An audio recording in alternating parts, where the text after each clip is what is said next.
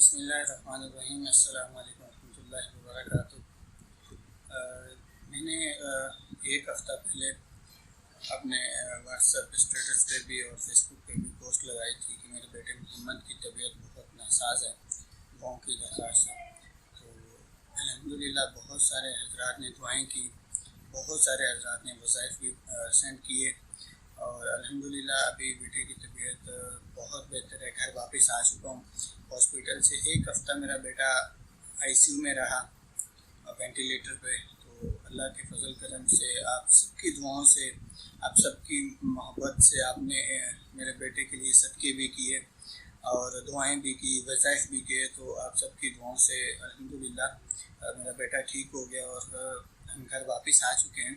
تو انشاءاللہ میں اس کے بعد جو ایک ویڈیو بناؤں گا، تفصیلی ویڈیو میں بناؤں گا کہ کس طرح بیٹے کی طبیعت خراب ہوئی اور آئی سی یو میں کیسے گیا، ڈاکٹروں کا رویہ کیا تھا، کس وجہ سے میرے بیٹے کی طبیعت زیادہ بگڑی اور کس وجہ سے، کن ڈاکٹروں کی وجہ سے۔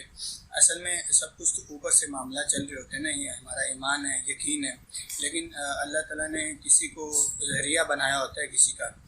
تو کن ڈاکٹروں کی وجہ سے میرے بیٹے کی طبیعت بہتر ہوئی اور کن کی وجہ سے بگڑی، اور ہاسپٹل کے جو بھی معاملات ہوتے ہیں میں آپ کو ان سے ساری تفصیل کے ساتھ بتاؤں گا، اور جن جن حضرات نے دعائیں کی میں نام کے ساتھ انشاءاللہ ان کا شکریہ ادا کروں گا اگلی ویڈیو میں۔ تو مزید آپ سے پھر بھی دعاؤں کی درخواست ہے کہ ابھی بیٹے کی طبیعت بالکل ٹھیک نہیں ہوئی، لیکن اتنی ٹھیک ہو گئی ہے کہ الحمدللہ گھر تک آ گئے، اور روزانہ 3 ٹائم ابھی بھی ڈرپ بیٹے کو لگ رہی ہے۔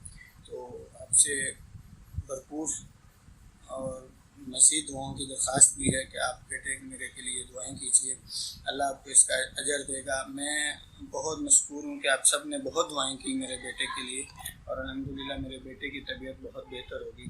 تو میں انشاءاللہ اگلی ویڈیو جو بناؤں گا وہ ساری اس میں آپ کو تفصیل بتاؤں گا کہ ہوا کیا تھا اور کیا ہوا تھا۔